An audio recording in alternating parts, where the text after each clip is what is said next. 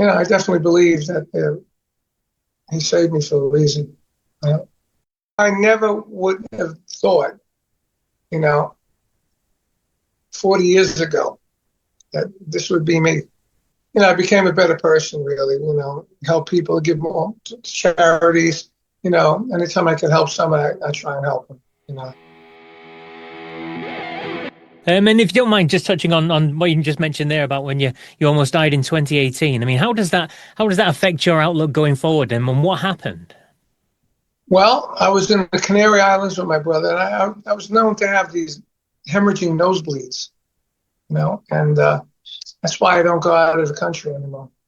And I get on stage and I hit the drum, and all of a sudden my nose started hemorrhaging. And middle of nowhere, Canary Islands, and there's no doctors. We went to the hospital. They didn't know what to do. We just stopped the bleeding temporarily. And I got on the plane. My wife luckily changed the tickets to go back to one flight from Lisbon. And we took a flight from Canary Islands to Lisbon. Everything was good. Lisbon to New York was a big jet. We were on business class because we changed it all. We wanted to get one flight, not go, Lisbon to somewhere else or somewhere else. So we were on the plane, me and my brother, and everything was good. We just ate and get ready to watch a movie. I laid down and started hemorrhaging on the plane. Luckily it was a doctor in front. I tried everything to stop bleeding. I had an IV hanging from the rafters. They ended up dropping me off at the Azores with my brother. And I was there for 3 days. And then because I was on American Express, they gave me a medical airlift back to France, Paris.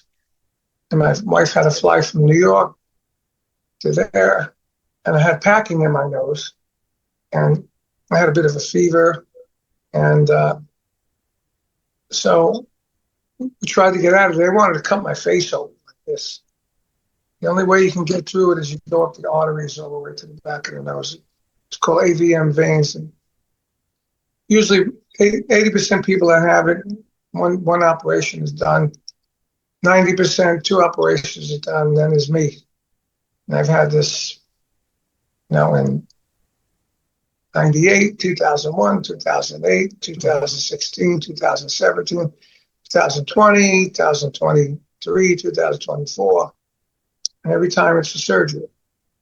So I'm up there. So finally they dropped me off in Paris. So my wife somehow had to talk to the State Department and this and that, and they got me another medical airlift back to New Jersey, into the New York hospital rather. And when I got there, they took the gauze out. The gauze was sepsis. They said 24 more hours I'd be dead. Right? That's when I was praying to God. So I was praying to God, to Jesus. I said, please help me, man, because when they put the gauze in my nose, I was in a room, and it was all black, and there was a light in the corner. I thought I died. I thought I died. So I was praying to Jesus to get me out of there. And I made it. So I believe he saved my wife. My wife's Jewish. She said, no, it's the other Jew that saved your life. But I think it was both of them together, But, since then I listen to the Bible. I go to the church. I even got to church some drums that I go to. It's a Christian church. They're really great singing, great playing. But, I definitely believe that he saved me for a reason. And how does that change your outlook on life then moving forward? Because obviously when you've gone through something like that, then you realize how precious life is. Definitely. Yeah, I became a better person, really, help people, give more to charities, anytime I can help somebody, I try and help them, And I wrote 3 Christian songs that are really good songs, but I don't know what to do with them, I don't know anything in the Christian record business, but I was happy to write him, and it came out great. I did it in the studio here, and I think, since I've been that, I think my life has been better, you know, and, I try and talk people if they have problems with their life to go, maybe become a Christian and get Jesus in their life, you know. But even my wife said when I started going to this church here, I used to come back really inspired because the music was great and the pastor was really good. He wasn't like a dull guy. He make you laugh.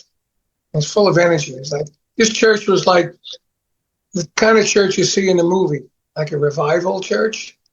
And they're playing music and people are dancing. They're going crazy. They're down on the floor praying. I mean, for me, that was like I never seen that before. Yeah. But it was it's really enlightening. So I try and go every Sunday when I'm home. If I'm not home, I watch it. I watch another church online. I listen to the Word in the morning. It's very inspiring compared to what I used to do. The rock I and mean, roll lifestyle. I never would have thought, 40 years ago that this would be me. Because I was, rock and roll lifestyle. I've been doing this since 1967. Yep. I didn't know any other life. I can't even imagine when I wasn't successful, how long ago it was. But my career has been like this. It's like Vanilla Fudge was really big for those days, and Cactus was big, but not as big as Vanilla Fudge, and BBA was bigger. And when I went to Rod Stewart, that was it. That exploded my whole career. Yeah. And then after that, I did Ted Nugent, did Ozzy, I played with Pink Floyd, I did all these great things. And then by the 90s, when the last big thing I thought was my Blue Murder band, and I thought that was going to go all the way. When it didn't, John Sykes is gone too. It's crazy. And the 90s was really weird because of the grunge. We were like dinosaurs in the 90s. I spent most of the 90s in Japan. My last gig in Japan was me, Tim Bogan, this guy named Cha, who's the Jeff Beck of Japan, but he wasn't big on his own. I mean, he was 2,500 people on his own. What me and Tim with him was like 12,000 people in Tokyo. Wow. And we sold out the Budokan and 6 other gigs that were like 800 seats. And it was great. And then, and I started working in 2000 with Vanilla Fudge and then Cactus and and then in my other project, I played with Pat Travers. We did tours with me and Pat. That was TNA. and BBA, TNA, and DBA. It's funny. But TNA was like, tits and ass. But Pat's great. I just saw him yesterday. He's a brother, And, it's just been up and down. But,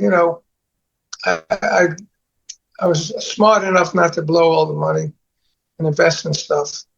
So I got a great lifestyle. I live here in Florida on 2.5 acres of land with a lake and a canal behind me. I had a studio. I walked through the garage. I got some cool cars.